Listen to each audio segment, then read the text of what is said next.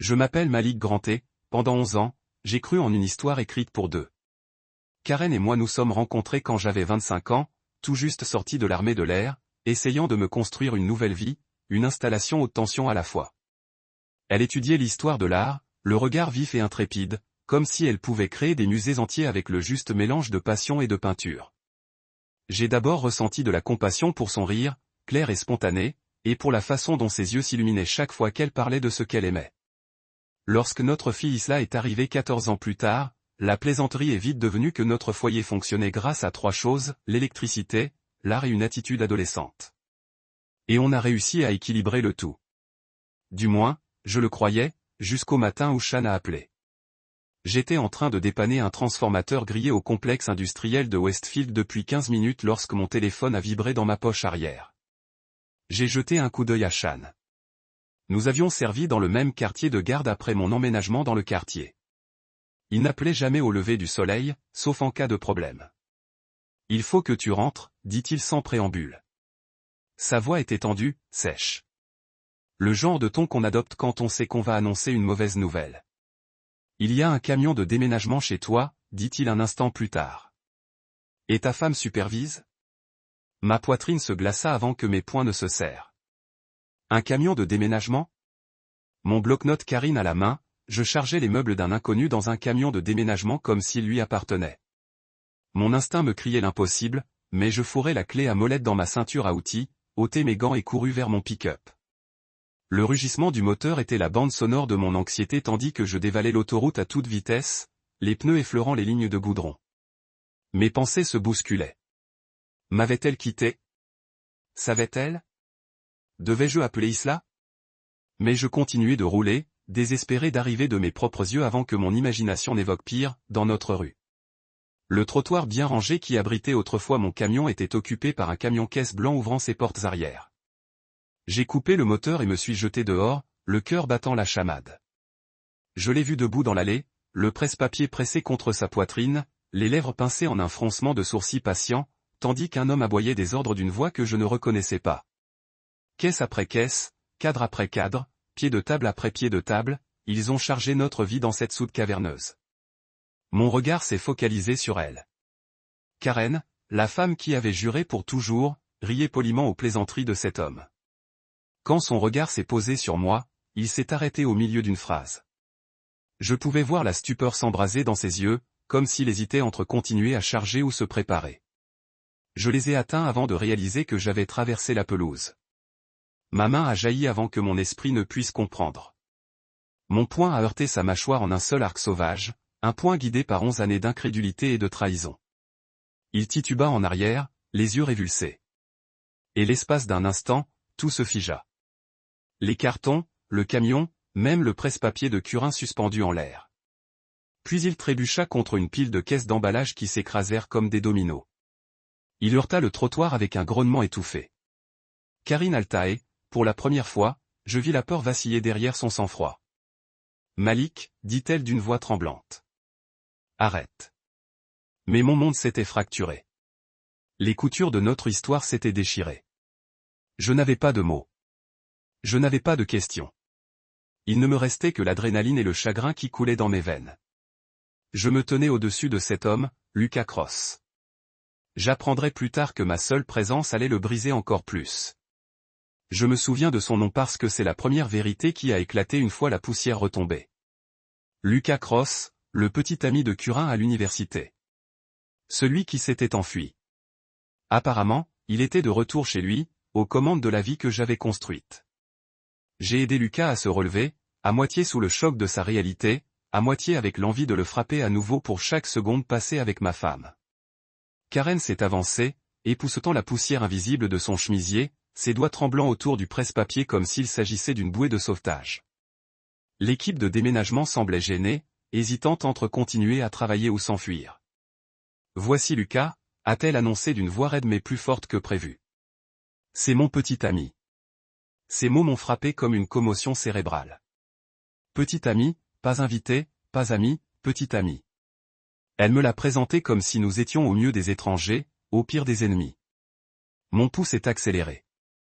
11 ans de mariage, 14 ans de paternité, des prêts immobiliers, des anniversaires, des dîners de famille, des conversations nocturnes, réduit à un simple spectateur de ma propre vie. L'ironie de la situation me faisait mal à la poitrine. J'avais déchiré ma chemise sur des panneaux ouverts pour éclairer cette maison. Je l'avais bercé malgré les fièvres, les nuits blanches, les échéances. J'avais tenu la main d'Eslao lors de son premier récital à l'école, lui apprenant que la famille était un cercle indéfectible. Et elle me repoussait d'un haussement d'épaule. J'avais envie de crier, de supplier, de tout faire pour sauver le récit de la palissade blanche que nous nous étions forgés. Mais la dure vérité était indéniable. Je n'étais plus son mari. J'étais un obstacle dans son conte de fées.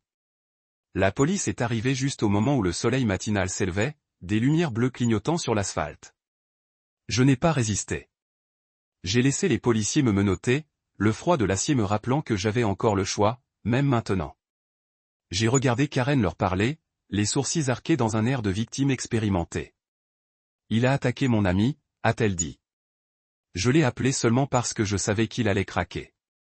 J'ai eu le vertige. Ami, c'était son mot. Dans son univers. J'étais passé du statut de mari à celui d'étranger, d'allié à celui de menace. Les mêmes mains qui autrefois tenaient les miennes pour me réconforter, pendaient maintenant mollement à mes côtés. Tandis qu'il m'emmenait, je jetai un coup d'œil à notre maison. Nos cartons de vie disparaissaient dans le camion de Lucas, tels des souvenirs embarqués dans un exil vers des contrées inconnues. J'avais un goût de bile et de regret, mais sous tout cela se cachait une étincelle de qu'elle pratiquait des échelles sur son clavier. Il y a 6 mois, cela semblait impossible. Une famille fracturée, des batailles juridiques, un spin nocturne et des limbes bureaucratiques. Maintenant, le rythme de notre vie était naturel. Projet scolaire, dîner jalof de week-end avec Enya, chat au coucher qui s'étendait sur des histoires partagées. J'ai inspiré profondément, reconnaissant pour la normale que nous avions reconstruite. Plus tard dans la journée, alors que je passais en revue les schémas de câblage au bureau latéral, mon téléphone a bourdonné d'une notification policière. Lucas Cross avait été arrêté pour violation d'une ordonnance d'interdiction. Ma poitrine s'est resserrée. Un éclair de justification se mêlait de pitié. Il s'était montré chez Curin, le cousin de Curin, exigeant qu'elle change d'avis. Quand elle a appelé les flics, Lucas a refusé de partir. Son rapport d'arrestation a indiqué des accusations de harcèlement et d'intrusion. J'ai écouté les détails, en définissant ma mâchoire. La justice, je me suis rappelé, n'était pas une vengeance. C'était l'application des limites. Quand je suis rentré à la maison, j'ai trouvé Karen à la porte, les yeux rouges mais composés. Elle tenait une enveloppe froissée. Ils ont trouvé le téléphone de Lucas dans les buissons par ma voiture. Elle a dit qu'il était en détention. Je pouvais voir la peur dans sa voix. Les restes de la femme qui sont tombés pour la première fois pour son charme téméraire, maintenant brisé par cela. Elle m'a remis une note du détective. Il a essayé de vous appeler aussi. Mon doigt a tracé les mots imprimés. Le fantasme de Lucas de la récupérer s'est retourné contre les conséquences juridiques. À l'intérieur, j'ai placé l'enveloppe sur le comptoir de la cuisine. Isla est apparue derrière moi et a regardé la lettre de police. Je me suis accroupi à côté d'elle et j'ai serré sa main. Il ne peut plus nous blesser. J'ai promis. Elle hocha la tête, un soulagement adoucissant son visage. Ce soir-là, Karen a appelé pour confirmer qu'elle avait signé les derniers articles, la démission de l'entreprise conjointe, le retrait officiel de toute réclamation à notre passé. Sa voix était silencieuse. Merci d'avoir gardé Isla en sécurité, a-t-elle dit. J'ai répondu, nous l'aimons tous les deux. Gardons ainsi cela. Quelques semaines plus tard, dans le récital scolaire d'Isla, j'ai repéré son devant de la scène, la confiance brillante que n'importe quel projecteur. Nia a salué le premier rang, et j'ai senti de la chaleur inonder ma poitrine. Les années à venir tiendraient des rebondissements que je ne pouvais pas prédire, mais les tempêtes météorologiques des mauvaises herbes auparavant. Au fur et à mesure que la note finale retentit, je me tenais avec applaudissement. Le sourire d'Isla correspond au crescendo. À ce moment-là, j'ai compris que je n'avais pas eu besoin de vengeance ou de grands gestes. Ce qu'ils n'ont jamais vu venir, c'est notre triomphe silencieux. Deux cœurs guéris et se forgeant, plus forts ensemble que séparés. Détermination. Je ne serai pas effacé. Je n'accepterai pas cette réécriture bon marché de mon histoire. Ils pouvaient démanteler ma maison.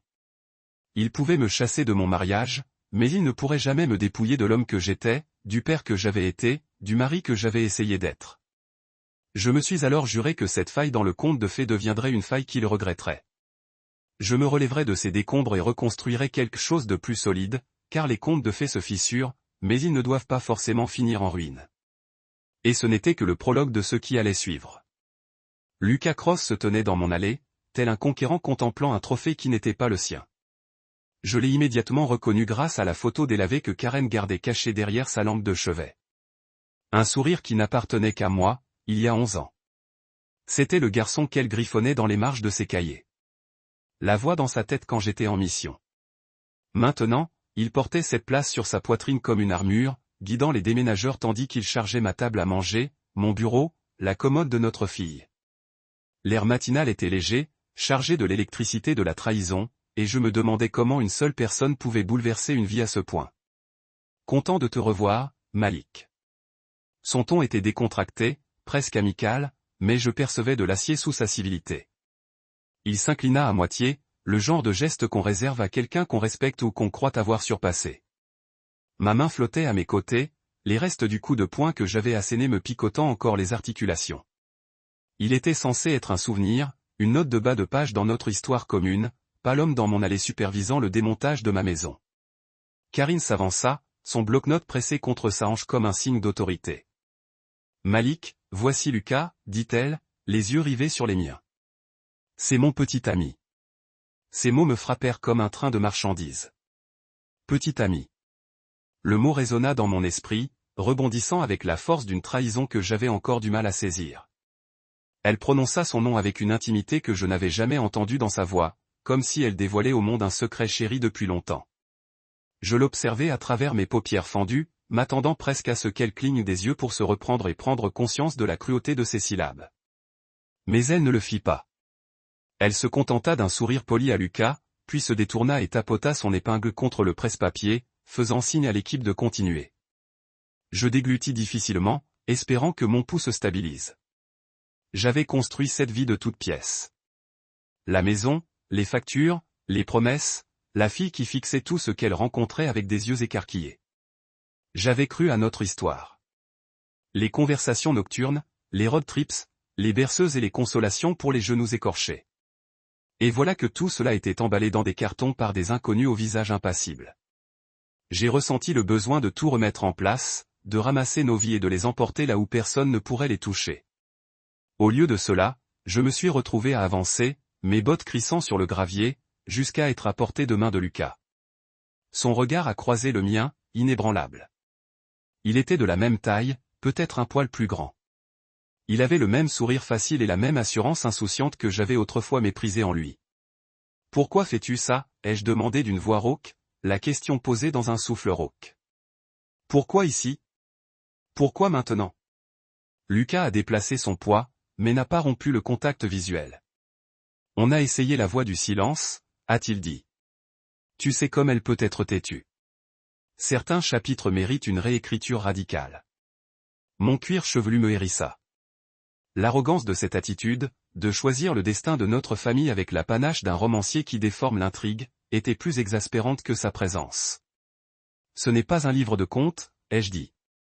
On ne peut pas tourner la page comme ça. » Il a gloussé d'un petit rire qui m'a désavantagé. « Apparemment, oui. Curin est content. Isla est encore plus contente. » Il jeta un coup d'œil au déménageur qui faisait glisser notre table basse sur la rampe. Elle fit un choix. Le regard de Curin se porta sur moi, puis sur Lucas. Je vis du regret au coin de ses yeux, mais il était enfoui sous quelque chose de plus froid. De la certitude, peut-être. « Tu as déjà fait le tien, dit-elle. » Sa voix était ferme, inflexible. Il n'y a pas de retour en arrière possible. Je sentis mes genoux trembler sous moi. Une griffe perdue me serrait la poitrine comme un animal sauvage. « Tu vends sa maison, dis-je d'une voix brisée. Tu prends la chambre de notre fille, nos portraits de famille. » Elle leva la main. « Notre divorce est presque prononcé. Malik, tu auras ta part. » Ces mots étaient comme un scalpel. Précis et indolore, seulement jusqu'à ce que tu réalises que le mal est fait. Isla apparut dans l'embrasure de la porte. Puis son sac à dos était suspendu de manière inégale sur une épaule. Ses cheveux devaient provenir des cours de la journée. Elle se figea en me voyant dans l'allée, et je vis la confusion et la peur se lire sur son visage. Karen se tourna vers elle. « Isla, ma chérie, viens rencontrer Lucas. » Mon estomac se contracta. Elle s'avança en traînant les pieds, les yeux baissés, mais leva les yeux vers moi, scrutant la situation. J'ouvris la bouche, mais les mots restèrent gravés. Je levai la main dans un geste silencieux. « Je suis là. Je t'aime. » Mais je savais que ce n'était pas suffisant pour maintenir l'équilibre d'une adolescente alors que le bonheur éternel, version maternelle, s'écroulait autour de nous. Lucas s'agenouilla pour accueillir Islao, de sa taille. « Salut, Isla, dit-il d'une voix douce. Je suis Lucas. Ta mère m'a tellement parlé de toi. » Elle hocha la tête, les yeux écarquillés. « Salut. » Sa voix était faible mais polie. Elle croisa les bras, comme le font les enfants quand ils ne savent pas quoi ressentir. Et là, ce fut l'instant qui solidifia tout. Elle nous regarda tous les deux et, sans hésitation, s'avança vers Lucas, comme si elle choisissait un nouveau protagoniste pour sa vie. Mon cœur battait fort. Ce lien avait toujours semblé indestructible. Mais à cet instant, j'en vis les failles. Elle n'avait pas peur de moi.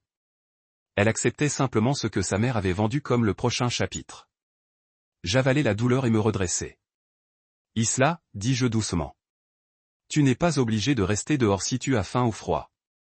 On peut aller se chercher un chocolat chaud, comme on en a parlé. » Elle hésita, son regard se reportant sur Karen, les lèvres de sa mère esquissant un sourire entendu.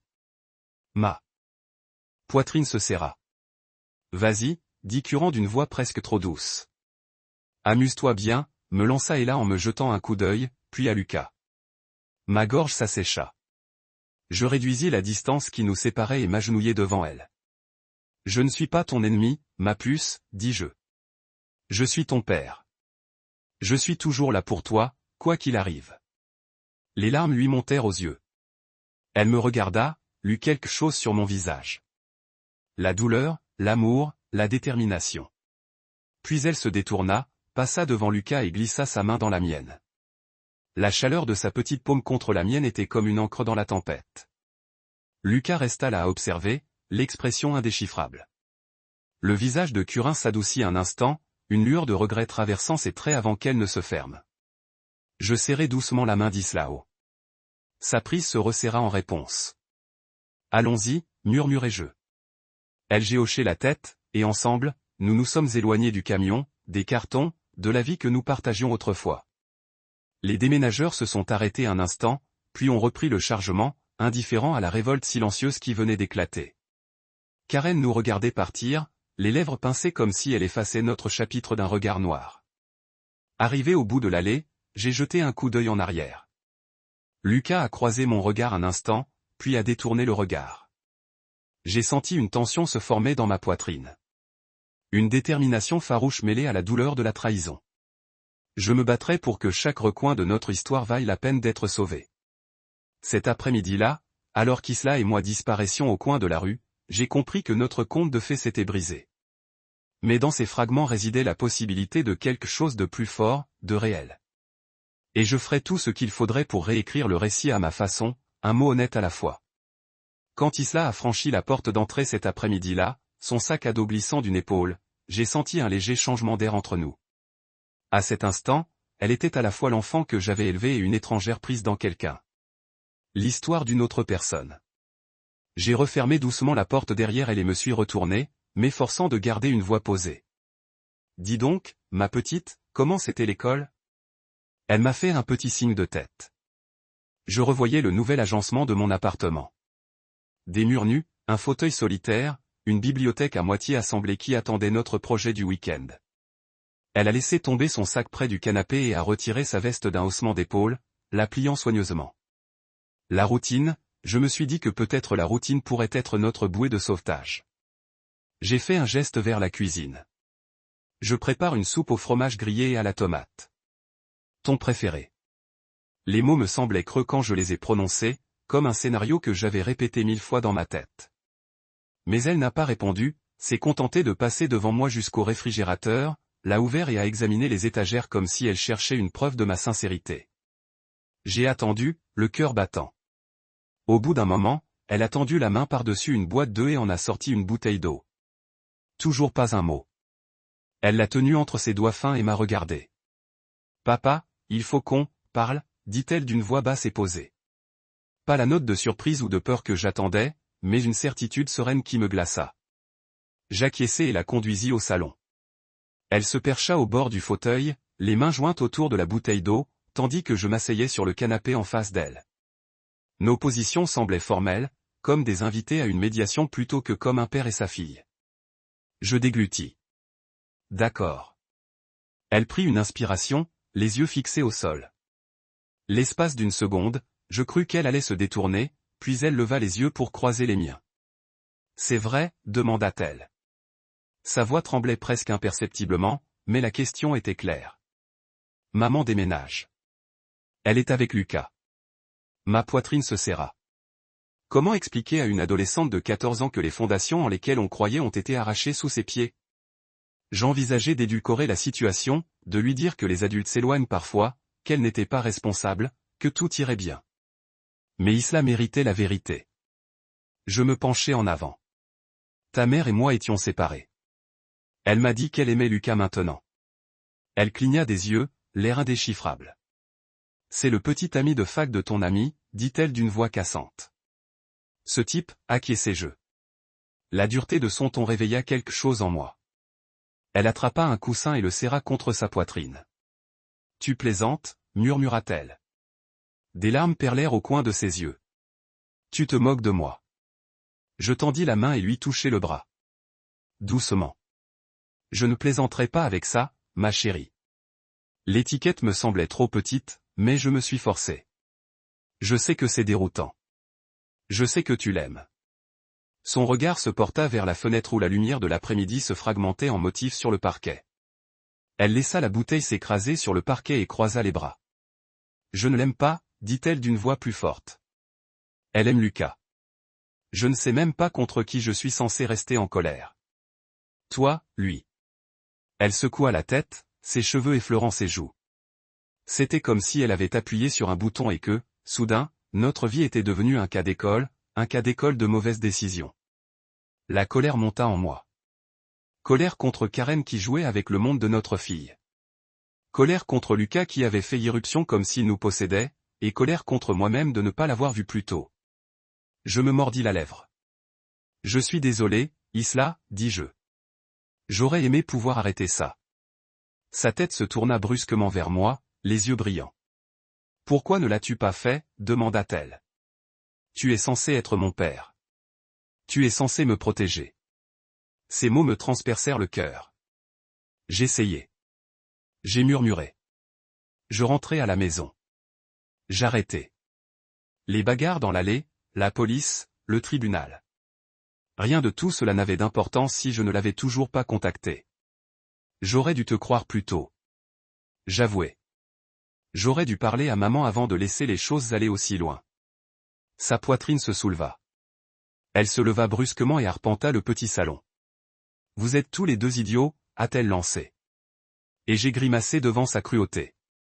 Mais au fond, j'ai entendu sa douleur. Elle croit avoir trouvé l'âme sœur, et toi, tu crois pouvoir faire disparaître tes problèmes d'un coup de poing. Aucun de vous ne se soucie de ce que ça me fait. Elle s'est affalée dans son fauteuil, le visage dans les mains. Ma mère me manque. Mon père me manque. Notre stupide vie normale me manque. Je me suis levé et je me suis agenouillé près d'elle, enroulant mes bras autour de ses épaules tremblantes. Elle s'est intégrée à mon étreinte comme une pièce manquante, et je l'ai serrée fort. Je sais, ai-je dit dans ses cheveux, la voix rauque. Moi aussi, mais je suis là maintenant. Je reste. Elle leva les yeux, les larmes aux yeux, et je les essuyai du pouce. Je ne veux pas être ton prix, murmura-t-elle. Je ne veux pas choisir. Son cœur se serra à ces mots. Elle ne devrait pas avoir à choisir entre ses parents. Tu ne le seras pas. Je te l'ai promis. Tu ne le seras jamais. Tu n'es pas le prix. Tu es notre fille, et je me battrai pour que tu puisses redevenir une enfant sans avoir à choisir son camp. Elle me fixa du regard, cherchant dans mes yeux une promesse digne de confiance. J'acquiesçai lentement. Ça veut dire dîner ensemble, cinéma le week-end, tout ce dont tu as besoin pour te sentir en sécurité, je ferai en sorte que ça arrive. Elle cligna des yeux, comme surprise par la sincérité de ma voix. Même si je me trompe, demanda-t-elle d'une voix douce. Je souris, veillant à ne pas laisser couler les larmes. C'est alors surtout que la tension dans ses épaules se relâcha et qu'elle se pencha vers moi. Pendant un long moment, nous restâmes serrés l'une contre l'autre. Deux âmes bercées. La même tempête, cherchant un terrain stable dans les ruines d'un conte de fées. Elle se recula et s'essuya les joues. Merci, dit-elle doucement. Vraiment? Je la serrai dans mes bras. Toujours, lui dis-je. Toujours. Cette nuit-là, alors que je l'abordais dans son ancien lit chez ses grands-parents, je réalisais à quel point la confiance peut être fragile et à quel point elle peut être difficile à reconstruire lorsqu'on se montre présent pour quelqu'un encore et encore. Isla s'endormit, serrant ma main, respirant doucement et régulièrement. J'observai son visage dans la pénombre et fis le vœu de protéger ce morceau. Les contes de fées se fissurent, mais avec amour et honnêteté, on peut guérir ce qu'ils brisent et construire quelque chose de réel à la place. Je fermai la porte derrière moi et laissai le cliquetis de la serrure résonner dans le couloir vide. L'écho de mes propres pas me semblait étranger dans ce lieu que j'avais autrefois appelé chez moi. Chaque carreau, chaque tache de peinture, chaque couloir à peine entrevu contenait des souvenirs que j'étais déterminé à effacer. Il ne s'agissait pas de fuir. Il s'agissait de prendre le contrôle.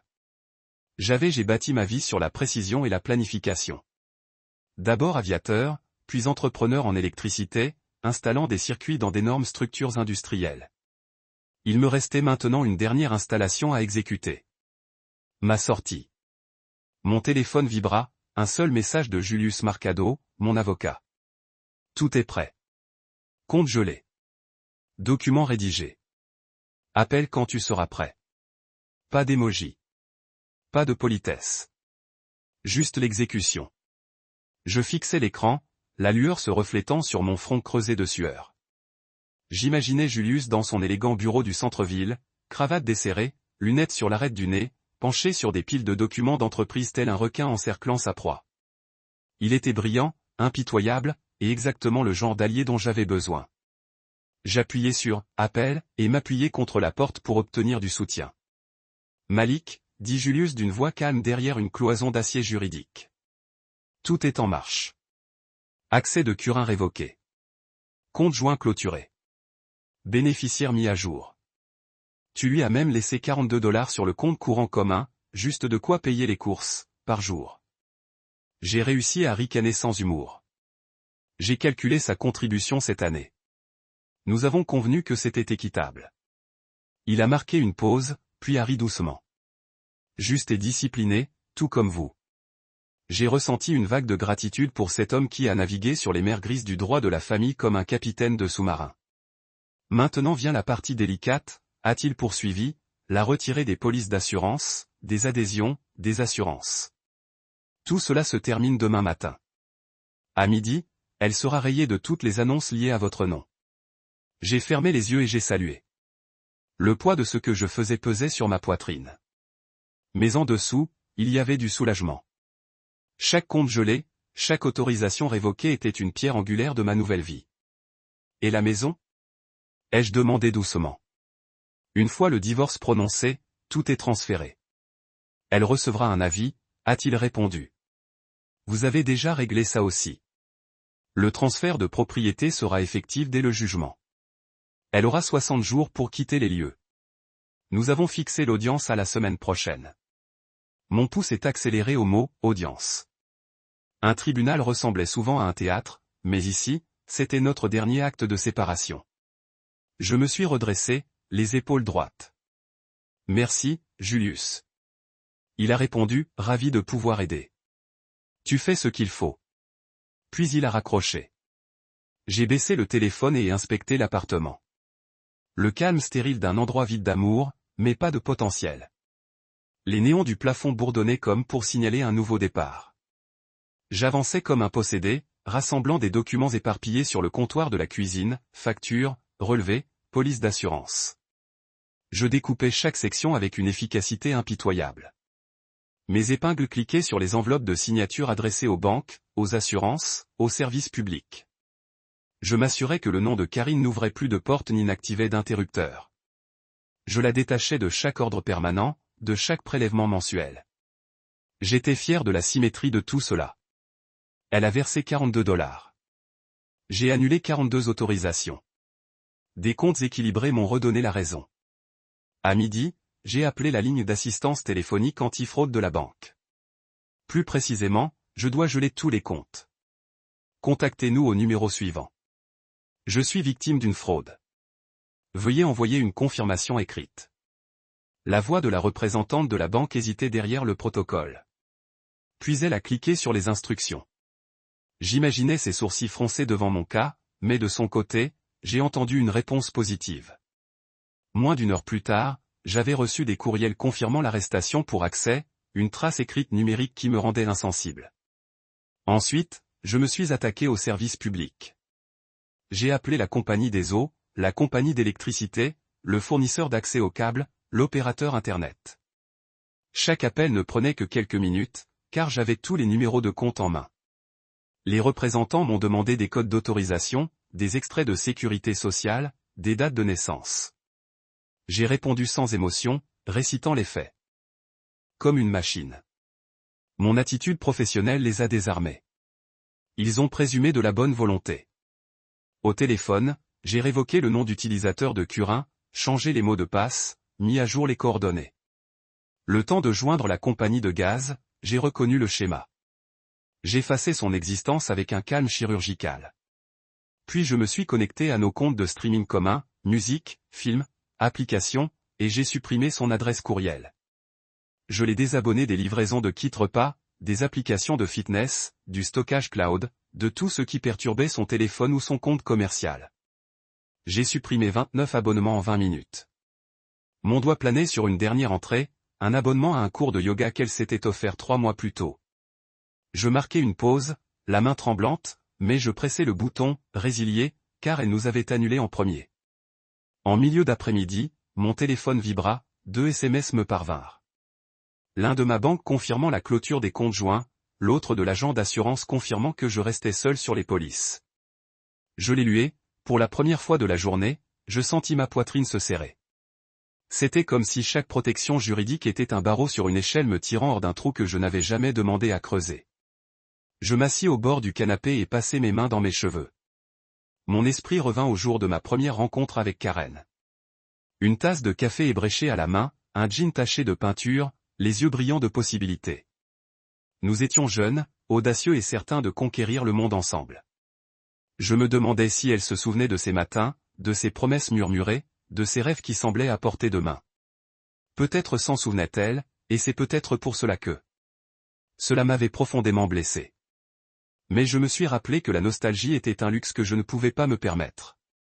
C'était la réalité, et la réalité imposait l'action. J'ai fouillé dans ma poche et j'ai sorti un petit carnet, ligné, solide, intact depuis la séparation. Je l'ai ouvert à une page blanche, j'ai décapsulé un stylo et j'ai écrit « Projet de sortie, jour 1 ». En dessous, j'ai noté des points clés, gel des comptes joints, révocation des bénéficiaires, retrait des polices d'assurance, transfert de propriété. Audience du 24 juin à 10 h, soutien, ESLA, logement, thérapie, budget du nouvel appartement, fonds d'urgence, $20 000. J'ai réalisé avec satisfaction que je n'avais plus besoin de réfléchir. C'était l'exécution. Le dernier acte de ma disparition impliquait un dernier appel. J'ai composé Carla, ma belle-mère. Sa voix était imprégnée de ce tremblement de culpabilité familier. Malik, a-t-elle dit. Karen m'a dit, tu l'as interrompu.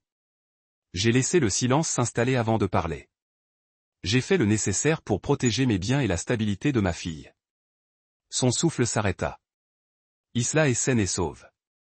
Votre appel déclenche 2 choses, dis-je. Premièrement, la confirmation. Je fais ce qu'il faut. Deuxièmement, la confirmation. J'ai besoin d'espace pour me concentrer sur ma fille. Les sanglots de Carla résonnèrent. Je comprends. Je suis désolé. J'expirai et raccrochai. Fini les embrouilles familiales. Fini les fenêtres par lesquelles Karen pourrait se faufiler. Je fermai le carnet et le posai sur la table basse, l'alignant parfaitement avec le bord. Ces pages blanches contenaient le plan du prochain chapitre. Et contrairement au précédent, celui-ci, je l'écrirais seul et honnêtement. Le soir tombant, je traversai chaque pièce, visualisant comment nous allions avancer. Un canapé d'occasion pour les rires d'Isla. Des murs décorés de ses œuvres plutôt que des miennes. Une étagère remplie de ses romans préférés. Je m'imaginais préparer le dîner ensemble, parler de devoirs d'algèbre et de coups de cœur du collège. Le croque-monsieur et la soupe aux tomates de ce soir seraient le premier vrai repas de cette nouvelle étape, exempt de divorce ni de trahison. J'ouvris mon téléphone et appelai Julius une dernière fois pour la journée. Tout a l'air bien, dit-il après que je lui ai donné des nouvelles. C'est un peu. Reposez-vous. Vous l'avez bien mérité. Je le remerciai, puis raccrochai. Je m'assis, remontai mes jambes sur le canapé et laissai le silence m'accueillir. Pas de carton, pas d'équipe de déménagement, pas de trahison sous forme de presse-papier, juste le bourdonnement d'un réfrigérateur et la promesse d'un lendemain. Dans ce silence, je sentis une pièce fragile prendre racine. J'avais disparu de la vie que Karen et Lucas essayaient d'écrire pour moi. Et dans cette disparition résidait mon plus grand contrôle. Je réapparaîtrais comme l'homme dont Islan avait besoin, l'homme que je croyais être depuis toujours. Mon chapitre de la disparition était clos. Venait maintenant l'étape du retour. Les néons bourdonnaient au-dessus de ma tête lorsque j'entrai dans la salle d'audience, mon costume impeccable et ma cravate ajustée, symbole de l'ordre auquel j'aspirais au milieu du chaos. Le banc s'élevait devant moi, un édifice de bois solennel qui me séparait de Karen et de son avocat, mais aussi d'une vie qui me semblait de plus en plus surréaliste. Je portais un mince classeur rempli de documents, de relevés financiers, de titres de propriété, de contrats de garde, comme si en les tenant je pouvais remettre le récit en place. Ils avaient tenté de voler. Chaque pas vers l'avant de la salle résonnait sur le sol ciré, le son se mêlant au léger bruissement des papiers et au murmure des avocats préparant leurs dossiers. J'ai avalé ma salive et me suis assis, déterminé à garder mon calme. De l'autre côté de l'allée, Karen était assise, le dos droit comme un piquet, le visage figé dans un masque de travail. Lucas brillait par son absence. J'ai appris plus tard qu'il avait été excusé par son avocat pour non-pertinence. Tant mieux. Moins il y aurait de rappels de son intrusion, mieux ce serait. J'ai croisé le regard de Karine un instant, froid, distant, comme si elle observait quelqu'un jouer un rôle dont elle ne se sentait plus partie prenante. Ma gorge s'est serrée, mais j'ai soutenu son regard et lui ai adressé un bref signe de reconnaissance. C'était réel. Le juge est entré, sa robe bruissante, et le silence est tombé dans la salle. Il a fait un signe de tête au greffier qui a lu le titre de l'affaire, Grant contre Grant, absolument. Mon cœur a fait un bond en entendant mon nom associé à celui de Curin dans un duel illégal. L'expression « absolument » semblait. C'était inquiétant. D'autres impliqués dans la dissolution de notre famille, étaient impliqués. Lorsque le juge nous a regardés, j'ai reconnu son regard bienveillant sous ses cheveux argentés, celui d'un homme habitué à peser le pour et le contre. Il a commencé par les formalités. L'identification de l'avocat, la confirmation de la notification et un bref aperçu de ce qui nous attendait. Mon avocat, Julius Marcado, s'est levé et a parlé avec une autorité tranquille, exposant les faits essentiels, nos 11 ans de mariage, la date de la séparation, le partage des biens et la question de la garde des enfants. Il a présenté un résumé concis qui m'a fait dresser le dos. C'était ainsi que je ressentais le contrôle.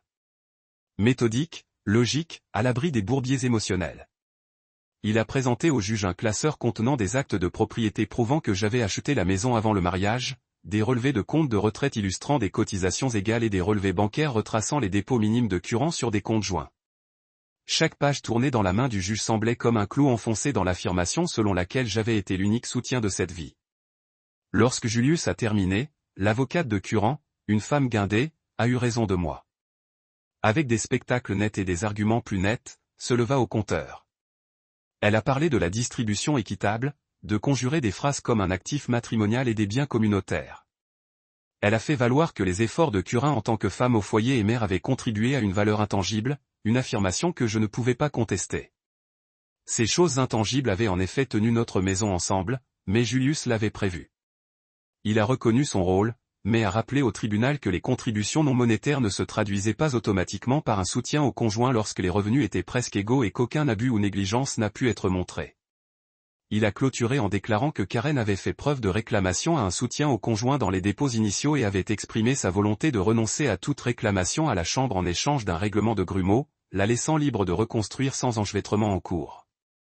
J'ai senti mon traction lent alors que le juge hochait la tête, absorbant les arguments. Il a traversé les documents murmurant parfois qui où je vois. Lorsqu'il a demandé directement à Karen si elle souhaitait maintenir une réclamation à la propriété ou au soutien à l'élimination, son visage s'est resserré. Je l'ai vu avaler, des lèvres pressées dans une fine ligne, et elle a répondu dans un petit voix, « Non, votre honneur. Je veux seulement ce qui est juste en vertu de la loi. » Cette phrase, « Qu'est-ce qui est juste en vertu de la loi ?» résonnant dans mon esprit. Juste ? Je me demandais si elle comprenait vraiment l'équité ou si elle ne cherchait que la neutralité pour éviter de paraître vindicative. Puis est venue la question de la garde. Nous avions convenu en dehors du tribunal qu'Islao vivrait principalement avec moi. Julius a répliqué en produisant une déclaration de la thème d'Islao, de l'attesting de l'angoisse pour le fait de faire du théropiste, de l'homérophie, de l'atteste la détresse émotionnelle qu'elle avait endurée à l'épisode de camion en mouvement. Karen a pris la parole, sa voix vacillant pour la première fois dans la procédure, et a dit qu'elle serait d'accord, à condition qu'elle puisse avoir des visites raisonnables et une prise de décision sur les questions médicales et éducatives. J'ai senti un remorqueur dans ma poitrine. C'était plus que juste. Le tribunal s'est retrouvé pour un bref déjeuner, et je me suis retrouvé dans un petit couloir à l'extérieur de la salle d'audience, les mains jointes derrière mon dos. Karine est apparue, flanquée de son avocat, et nos yeux se sont remis à nouveau. Cette fois, j'ai vu la vulnérabilité sous son défi, son incertitude, peut-être le chagrin. J'ai attrapé mon reflet dans une plaque en laiton poli. L'homme qui s'était battu de la trahison, dont la vie se trouvait dans des documents juridiques et des déclarations thérapeutes. Je me demandais si c'était qui j'étais devenu, une version d'entreprise de moi-même, en utilisant des contrats et des accords de garde pour maintenir ensemble un cœur en morceaux. À notre retour, le juge a rendu sa décision. Il a décrété que le titre de la chambre me transférerait dans 60 jours sans intérêt pour époux et a ordonné que Karen quitte les locaux par cette date limite. Il m'a en outre accordé la garde physique exclusive de l'ISLA avec Karen droit à des week-ends alternatifs, un soir par semaine, et a partagé la prise de décision légale. Il a approuvé le paiement des lèvres à Karen, reflétant ses contributions et a rejeté toute réclamation à la pension alimentaire pour époux. Son ton a été mesuré, presque sympathique, reconnaissant que le divorce était souvent le remède le moins souhaitable, mais celui le plus conforme à la loi et à l'équité.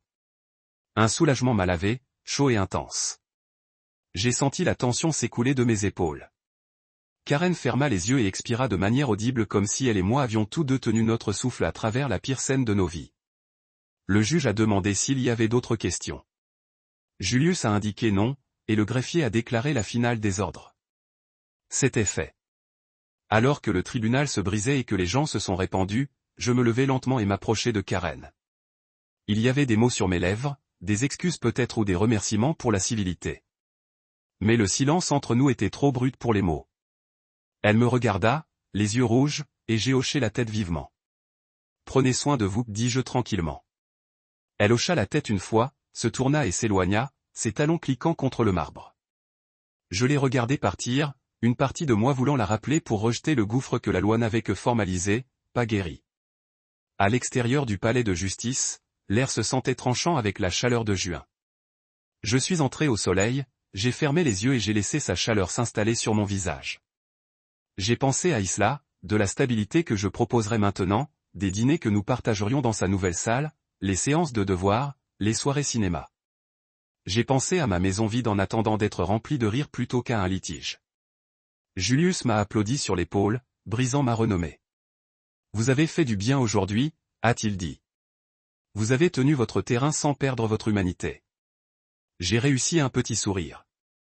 Il m'a remis une copie du décret final. « Gardez cela en sécurité » a-t-il dit.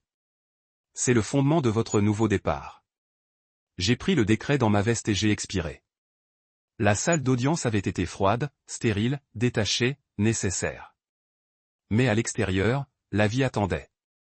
Il y aurait des emballages après les 60 jours, en déménageant, en installant une nouvelle table de cuisine, en distribuant des paiements de pension alimentaire pour enfants. Il y aurait des échanges de garde dans les maisons des grands-parents, les soirées pyjama, les ajustements. Il y aurait de longues soirées quand Islao et moi avons parlé des espoirs et des peurs, empâtronnant les fissures que le conte de fées avait laissées. J'ai levé les yeux vers le ciel, une toile bleue pâle sous l'éblouissement du soleil, et j'ai senti une fierté silencieuse. J'étais entré dans la salle d'audience en tant qu'homme sur la défensive et émergé en tant qu'homme en agence.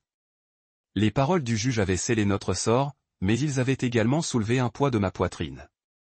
Karen avait sa liberté, et j'avais le mien, et Isla avait les deux parents, bien que dans de nouveaux rôles. Alors que je m'éloignais, le palais de justice se retirant derrière moi, j'ai réalisé que les pièces les plus froides pouvaient conduire aux nouveaux débuts les plus chauds. Le conte de fées a peut-être craqué, mais à partir de ces éclats, je pouvais forger une vie d'honnêteté et de respect. Et cela, j'ai juré, était une histoire qui mérite d'être construite. 2 semaines se sont écoulées dans un jour de travail et de paperasse, mais rien ne semblait aussi urgent que l'appel téléphonique que j'ai reçu mardi matin humide. J'étais à mi-chemin en calibrant un transformateur lorsque mon téléphone a bourdonné dans ma poche. Un texte de Carla, la mère de Curran, débordant de panique. Isla ne mange pas. Les notes glissaient. Pouvez-vous m'appeler? Mon cœur a gêné et j'ai essuyé de la graisse de mes mains sur mon jean avant de se précipiter pour trouver un coin calme. Le numéro de Carla a de nouveau clignoté. Elle parle à peine. Continue de demander quand vous reviendrez. Elle est tellement fragile. J'ai laissé tomber mes outils et sprinté au bureau latéral. Mon contremaître haussa un sourcil alors que je faisais irruption, respirant fort. Tout va bien? Il a demandé. J'ai avalé, forçant la stabilité à ma voix. Urgence familiale. J'ai besoin d'y aller. Il hocha la tête et couvert pour moi d'un bouclé. La famille vient en premier. 2 minutes plus tard, j'étais dans mon camion, des pneus grinçants alors que je passais dans le parc industriel, en faisant bouger les paroles de Carla. Ma fille, mon enfant, s'effondrait et je n'avais pas été là pour l'attraper. Au moment où j'ai atteint la maison de Roy et Carla, ma poitrine ressemblait à un battement de culpabilité. Carla m'a rencontré à la porte, les yeux rouges, les cheveux lâches autour de ses épaules. Elle m'a étreint farouchement. Dieu merci, murmura-t-elle. Elle est dans sa chambre. Je l'ai suivie à travers le salon sur des jouets dispersés par le stand de télévision et un escalier étroit jusqu'au sanctuaire d'Isla. La porte se tenait un bocal, la lumière de la lampe douce se répandant sur un tas de couvertures sans maturité. À l'intérieur, elle était assise enroulée sur sa courte pointe rose et grise, des genoux tirés vers sa poitrine, les bras enroulés serrés. Ses cheveux étaient indispensables et son uniforme scolaire pendait mou sur son petit cadre. Elle avait l'air d'avoir rétréci au cours de la quinzaine passée. Je suis là, dis-je doucement, fermant la porte derrière moi. Sa tête se releva, les yeux brillants de larmes non lasses. Elle a essayé de sourire, mais ça tremblait. Salut, papa, murmura-t-elle. Les mots étaient trop grands pour une si petite voix. Je me suis agenouillé au pied de son lit, posant mes mains sur mes genoux. Ça va? Demandai-je, ton doux. Elle détourna les yeux, se mordant la lèvre. J'ai remarqué le sandwich à moitié conçu sur sa table de nuit, froid et intact. La lumière de la compréhension m'a frappé. Elle ne pouvait pas manger parce que son cœur était brisé. Elle se déplaça sur le matelas, serrant ses genoux. Maman m'a dit que si j'avais dit quelque chose, elle m'envoyait à l'internat. Sa voix atteignait. Elle a dit qu'elle n'avait pas besoin de moi dans sa nouvelle vie. Les mots m'ont frappé comme des éclats gelés. J'ai senti que mes paumes allonguaient moi-même. Chérie, j'ai commencé. Voix instable. Elle avait peur. Elle a fait un mauvais choix. Elle tressaillit à mes mots, tirant la courte pointe plus serrée. Vous avez aussi peur parfois, j'ai continué. Mais tu me parles. Vous ne construisez pas de murs qui empêchent les gens de sortir. Ses yeux brillèrent. Je pensais que si je restais silencieux, elle aimerait sa nouvelle vie sans moi. Elle expila tremblante. Je voulais juste qu'elle soit heureuse. Ma poitrine a réussi à sa vulnérabilité. Je me rapprochai, laissant mes jambes pendre sur le bord du lit. Sans réfléchir, j'ai balayé ses cheveux de côté et je lui suis brossé la joue avec mon pouce. Tu es mon monde, Isla. Votre bonheur ne concerne pas qui elle choisit d'aimer. Il s'agit d'avoir la liberté d'être vous-même. Ses larmes se sont renversées librement et elle posa sa tête sur mon épaule, appuyant toute la blessure du mois dernier dans ma colonne vertébrale. Je l'ai tenue, se balançant légèrement, bourdonnant notre air au coucher il y a des années. Et cette mélodie exerçait toutes les promesses que j'ai jamais faites. Protégée, fournir, aimer inconditionnellement. Quand son sanglot a ralenti, je levai doucement son menton pour regarder dans ses yeux. Je suis vraiment désolé que vous vous soyez oublié, ai-je dit. Je ne laisserai plus jamais cela se reproduire. Je te le promets, je ne partirai pas. Elle cligna des yeux vers moi, fouillant mon visage comme si elle vérifiait mon cœur. Puis elle sourit, une petite chose fragile comme la première lumière de Dawn. D'accord, dit-elle, la voix est étouffée contre ma chemise. D'accord. Cet après-midi, nous nous sommes assis ensemble à la table de cuisine de Carla. Je nous ai fait des sandwichs au beurre d'arachide et au miel, son nouveau favori, et j'ai versé de la limonade dans des verres incompatibles. Elle sirota lentement, les joues en tremblant. Maman a appelé pendant que tu étais ici, dit Carla, voix douce. Elle voulait te parler. Isla se raidit. Je lui ai jeté un coup d'œil, puis je levai une main. C'est bon. Je vais lui parler. J'ai excusé Carla et elle s'est glissée dans son salon. Je coule sur la chaise à côté de ma fille qui m'a regardé avec un regard gardé. J'ai composé le numéro de Curin et j'ai tenu le téléphone à mon oreille. Sa voix était prudente, mesurée. Malik, a-t-elle dit. Karine, il s'agit d'Isla. J'ai commencé. Mes paroles étaient délibérées. Elle ne mange pas. C'est notre chute. Elle a peur parce que vous avez menacé de la renvoyer. Silence crépit sur la ligne. Tu ne peux pas lui faire ça, dis-je doucement. C'est un enfant. Elle a besoin de ses deux parents, même si vous avez mal. Sa voix trembla. Je ne voulais pas. Alors non, je suis interrompu doucement. Elle a besoin que tu sois sa mère, pas quelqu'un qui pend les menaces. Je l'emmène en thérapie la semaine prochaine. Vous êtes invité à vous joindre, mais vous ne pouvez pas l'utiliser comme effet de levier. Elle soupira, un bruit de regret. Tu as raison, chuchota-t-elle. Je suis désolé. J'ai inspiré un souffle tremblant. S'excuser est un début. Mais elle a besoin de savoir que vous ne l'abandonnerez plus. Oui, a-t-elle dit. Je ne le ferai pas. J'ai raccroché et j'ai regardé Isla. Elle tenait le téléphone à son oreille, sa confusion et son soulagement se mêlant aux yeux. J'ai tendu la main et lui ai pris la main. Elle a dit qu'elle ne vous renvoie pas. Je lui ai dit, et elle ira en thérapie avec vous. Isla expira, un soulagement se lavant sur son visage. Elle posa le téléphone et appuya à nouveau sa tête contre mon épaule. Merci, papa, murmura-t-elle. Merci d'être venu, je pressai un baiser contre son temple. Toujours, dis-je. Tu n'as pas besoin de porter ses choix. Tu n'es pas oublié. Ce soir-là, alors que nous retournions dans mon appartement, j'ai souligné l'horizon changeant, les grues soulevant des poutres en acier, la promesse de nouveaux bâtiments s'élevant de l'eau poussiéreux. Regardez ça, dis-je. Ils construisent quelque chose de plus fort qu'auparavant. Isla sourit et se blottit dans son siège d'auto. Tout comme nous, a-t-elle demandé. Je la regardais à travers le miroir. Ses yeux brillaient d'espoir. Exactement comme nous. Et à ce moment-là, je croyais que nous pouvions reconstruire de la place par pièce, cœur par cœur, forger une maison des fragments de notre conte de fées fissurés, ancrés d'honnêteté, de résilience et de notre lien incassable. J'ai déverrouillé la porte de mon nouvel appartement et j'ai fait une pause dans l'entrée, respirant l'odeur de peinture fraîche mélangée à des échos persistants de ma vie passée. La disposition était modeste. 2 chambres, un salon combiné et une salle à manger et une petite cuisine. Mais cela semblait vaste par rapport au vide que je portais dans ma poitrine.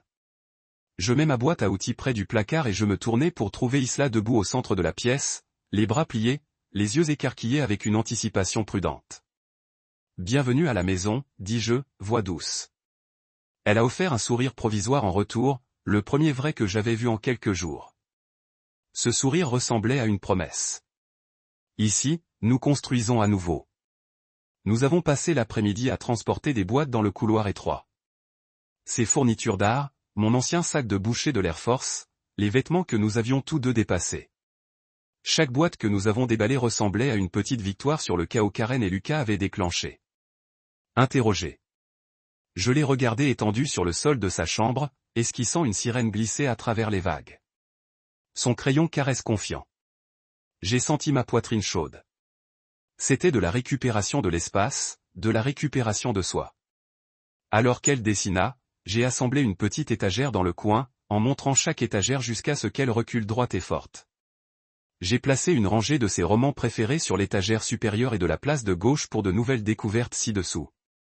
J'ai imaginé que ses amis visitaient, en basculant les volumes alors qu'ils coulaient dans le sac de haricots que j'avais prévu d'obtenir. À chaque vis serrée, j'ai senti que l'inertie de la solitude desserrait sa poignée. Au cours de la semaine prochaine, j'ai introduit la structure. Dîners familiaux à 6 ans, pas de téléphone à la table. Nous avons fait un jeu de nommage de nos jours et de nos points bas. J'ai admis que mon bas avait perdu la maison que j'ai construite. Elle a avoué que le sien avait été le jour où maman ne s'est pas présentée à l'école pour la journée des parents de l'enseignant. Nous avons ri de la façon dont nos bas ont offert un aperçu de ce que nous apprécions le plus, la maison, la présence, le soutien. No comprenait le premier à Islao sur un test de mathématiques et ma promotion pour diriger le chef de projet dans une nouvelle installation. Nous avons grillé avec milkshake et clignotant, savourant ce petit rituel de normal. Un après-midi, Nia est passée avec son sourire émoussé signature et un pot géant de riz jalof. Elle est entrée, a interrogé l'appartement à moitié déballé et a déclaré « a besoin de plus de coussins ». Elle a drapé des oreillers à travers le canapé et a rebondi sur un, testant ses peluches. Là, dit-elle, satisfaite. Je l'ai présenté à Isla, qui a rayonné pour rencontrer la femme que papa ne sortait pas, mais je faisais confiance. Ils ont échangé des insultes simulées. Islao l'appelle une éponge amusante grincheuse, et Nia menaçant de lui pincer les oreilles jusqu'à ce qu'elle se comporte. Je les ai regardés rire côte à côte sur le canapé parsemé d'oreillers et j'ai senti la tension dans mes épaules faciliter la facilité. L'amitié, je me suis rendu compte que je n'avais pas visé à combler un vide, mais j'ai offert un doux coup de pouce à la personne que vous pourriez devenir.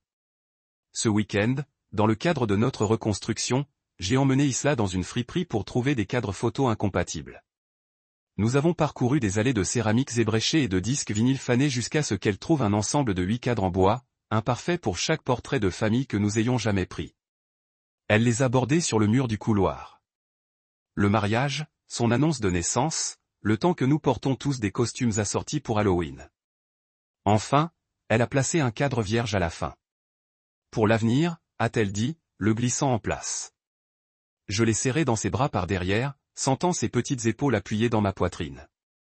Pour nos nouveaux souvenirs, j'ai murmuré. Elle hocha la tête, puis attrapa ma main et me tourna. Une nuit, alors que le clair de lune filtrait à travers des rideaux transparents, je me suis retrouvé dans la chambre d'Isla en lui apprenant comment souder un circuit imprimé de base. Une compétence que j'avais perfectionnée pendant des années d'installations industrielles.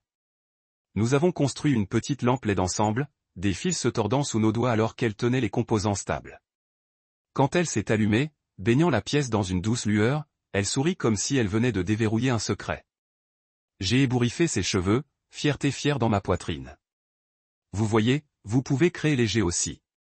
Elle m'a regardé, ce rire familier dansant dans ses yeux. Cela m'a ensuite frappé que la reconstruction ne concernait pas seulement les murs et les meubles. Il s'agissait de favoriser la croyance en nous-mêmes. Dans les semaines qui ont suivi, nos routines ont pris un rythme réconfortant. Le samedi matin signifiait des crêpes et des dessins animés. Le dimanche après-midi était destiné à construire des ensembles Lego dans le salon. Je l'ai entraînée à travers un projet scolaire sur les énergies renouvelables, et elle m'a interrogé sur la différence entre la tension et l'ampérage comme si elle testait ses propres progrès. Parfois, nous nous sommes disputés sur le coucher ou le temps d'écran, mais nous nous sommes toujours terminés par une trêve, généralement sur un dessert partagé. Chaque argument m'a rappelé que la guérison nécessitait une friction. Cela a prouvé que nous étions investis pour faire les choses correctement. Un soir, j'ai trouvé un vieil album photo corrodé par le temps sur une étagère dans ma chambre. La couverture a lu la famille 2010 à 2018 à Goldleaf. J'ai appelé East Lyon et nous nous sommes assis sur le lit en feuillant les pages de photographies jaunies. Notre gâteau de mariage. Son premier sourire, l'arbre de Noël, elle a renversé. Des larmes se sont enfouies dans mes yeux alors que je la regardais rire de son tout petit. Elle me leva les yeux, expression solennelle. Je suis heureuse que nous puissions faire de nouvelles pages, a-t-elle déclaré. J'ai essuyé mes joues et j'ai hoché la tête. Moi aussi, dis-je. Elle se pencha contre moi et ferma les yeux. Merci de m'avoir donné une maison, murmura-t-elle. Cette nuit-là, après l'avoir glissé et éteint la lampe que nous avons construite ensemble.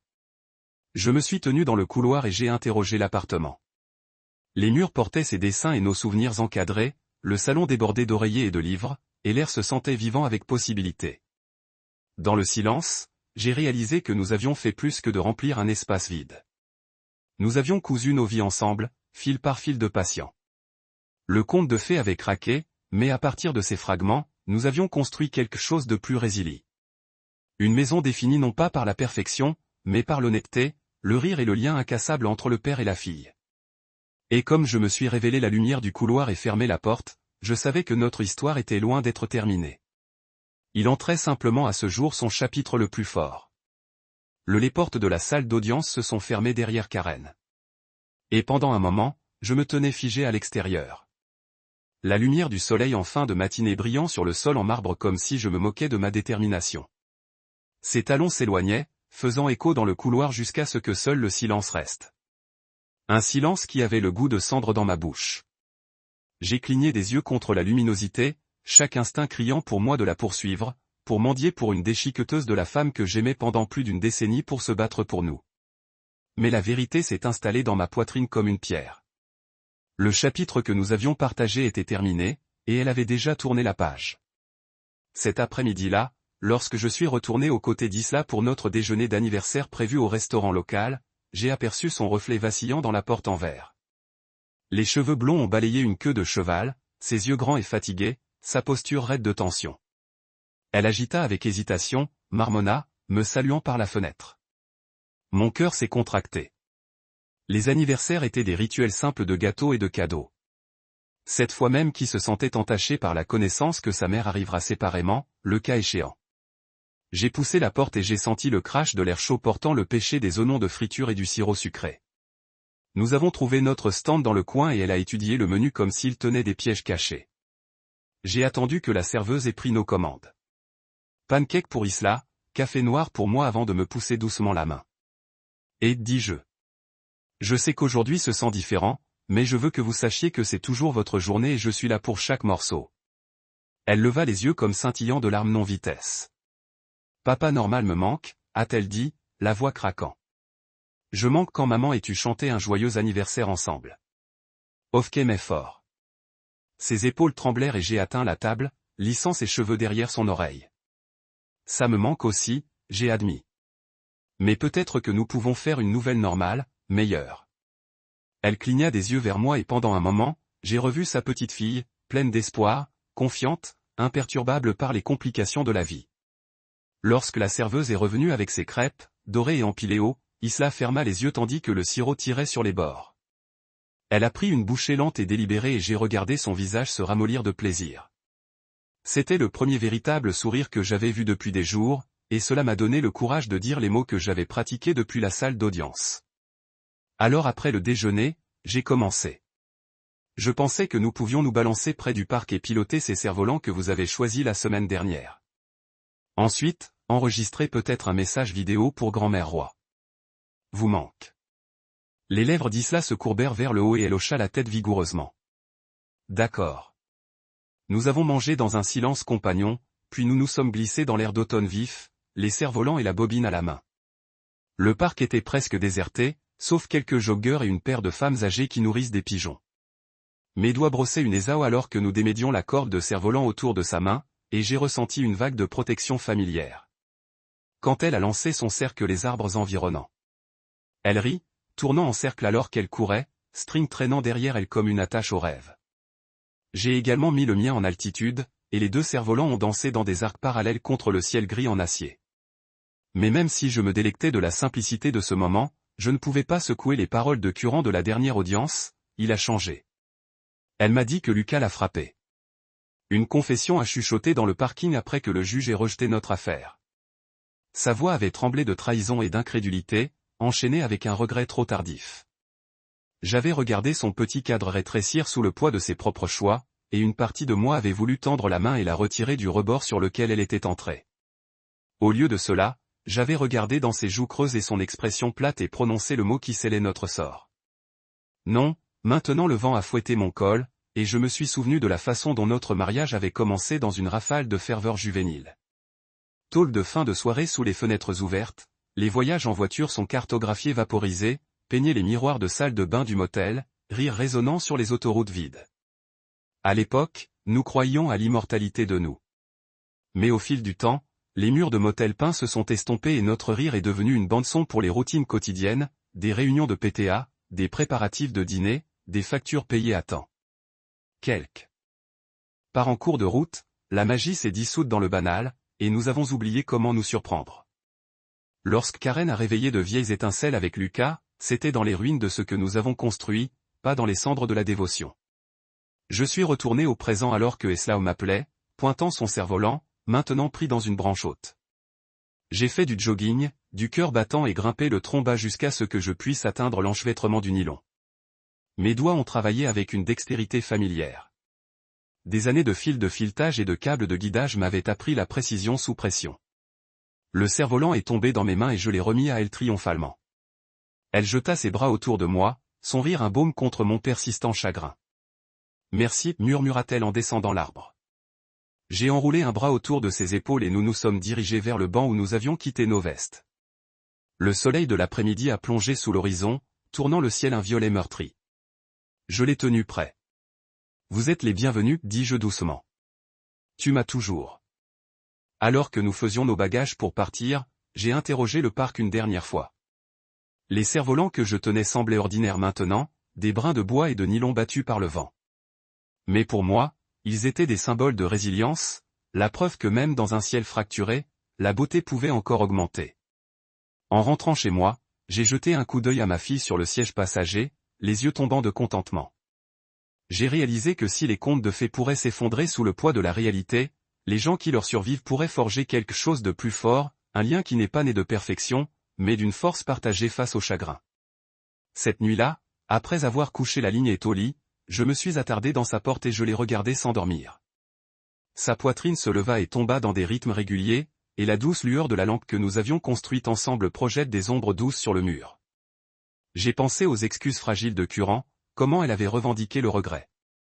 M'a manqué, je voulais réessayer, et j'ai compris pour la première fois que le pardon ne signifiait pas les retrouvailles. Certaines portes, une fois soudées fermées par trahison, doivent rester fermées pour la guérison pour commencer. J'ai éteint la lumière et fermé la porte tranquillement, laissant l'obscurité s'installer à sa place. Dans le vide du couloir, j'ai ressenti le poids de ce que nous avions perdu et la promesse de ce qui nous attendait. Les ruines de notre conte de fées étaient dispersées dans la poussière. Mais à partir de ces fragments, je construisais une vie fondée sur l'honnêteté, le respect et l'amour inébranlable que j'avais pour ma fille. Et quand le matin est venu, je ne le mettais pas en tant qu'homme brisé par la trahison, mais en tant que père déterminé à transformer ces ruines en fondement de quelque chose de réel et de durcissement. La lumière du matin a filtré à travers les rideaux alors que je plongeais dans la cuisine. Café à la main et anticipation silencieuse dans ma poitrine. L'appartement je me sentais différent maintenant, plein plutôt que creux, chaud plutôt que froid.